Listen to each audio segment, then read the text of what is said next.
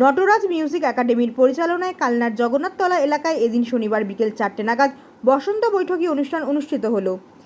এদিনের এই অনুষ্ঠানে বিভিন্ন রকম নৃত্য গান পরিবেশন করা হয় বসন্ত উৎসবকে সামনে রেখে।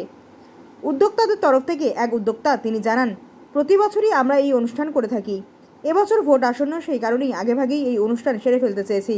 সেই লক্ষ্যেই বসন্ত উৎসবের কিছুদিন আগেই এই অনুষ্ঠান সম্পন্ন করেছে তারা বলে জানিয়েছেন এদিন শনিবার।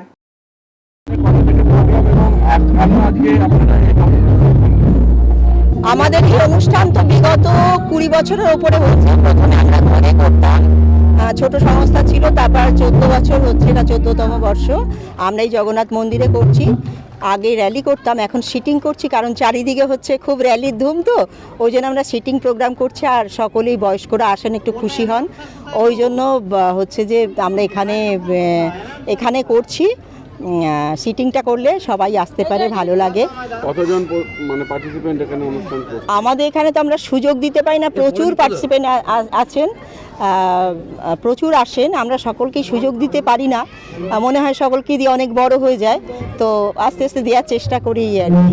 মানে এইটা আপনার কি ধরনের? আমরা এবার বসন্ত বরণ করছি, কারণ হচ্ছে বসন্ত উৎসবে চারিদিকে 3 দিন 4 দিন, তারপরে ভোট ঘোষণা হয়ে যাওয়ার জন্য আমরা বসন্ত বরণ অনুষ্ঠানটা করছি। তা না হলে ভোট ঘোষণা হয়ে গেলে আর করা যাবে না, ওই জন্য আমরা একটু এগিয়ে নিয়ে এসে করছি। আপনার নাম? নন্দিতা মুখার্জি। আমার সংস্থা হচ্ছে নটরাজ মিউজিক একাডেমি এবং আমরা একটা ছোট্ট রীতা ভট্টাচার্যের রিপোর্ট, সুন্দর বাংলা নিউজ।